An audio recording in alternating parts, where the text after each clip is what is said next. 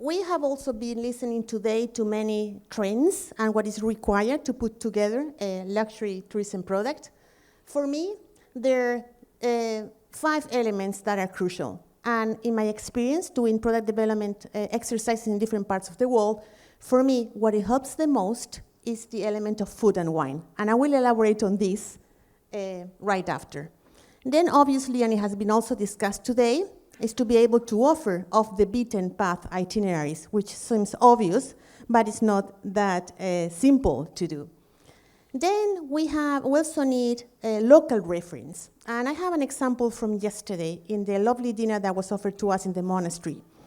There was a young lady who owns a winery, and she was there to explain how she elaborates the wine that was paired with the dessert. And I think that was absolutely amazing. And that was the touch that we need. And I hope that we could do that a lot more, not only during a dinner, but if you were able to use your own people to do that in the different aspects of the destination, that would be absolutely amazing. That's what people are looking for. And then there's another trend that I think is growing and is very important, which is multi-generational travel. You see more and more families that want to share time together and are able and willing to spend a lot of money to do so. And then a last element, which is, I think, is happening not only in tourism, but all over the business world, which is the need for transcendence. At a certain point in a professional life, you need to give a legacy. And this is also happening in tourism. And it's also paired sometimes to a sensitive approach to nature that people are needing more and more. And I think this is something that is an opportunity for Montenegro because you have an amazing nature. So, going back to the element of gastronomy, of food and wine, why is it so important? Why is it so helpful? Well, I think there are 3 main elements for an experience to be a luxury experience. The first one is it has to be a learning exercise. You need to learn something. If you only have other elements, it is a very good experience, but it is not a luxurious, a premium one. Then obviously you need the enjoyment and the differentiation that has been explained today very well. But if there is not a learning exercise there, then it's not luxurious.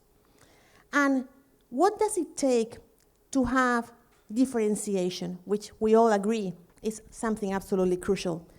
To do that, a key factor is heritage, because that's what makes you different from other destinations, both tangible and intangible.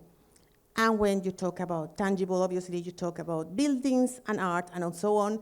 When you talk about intangible heritage, then you're talking about culture. And what is for a traveler the sexiest part of intangible heritage? Probably food and wine, or anything related to that, because that's a source of joy, an immense source of joy and happiness. So gastronomy is then one of the key elements to design the right product in a destination.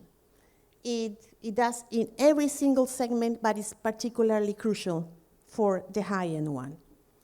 Why is it, what makes it different to other resources we can have in the destination? First, it allows you to build a unique selling proposition because your food is unique.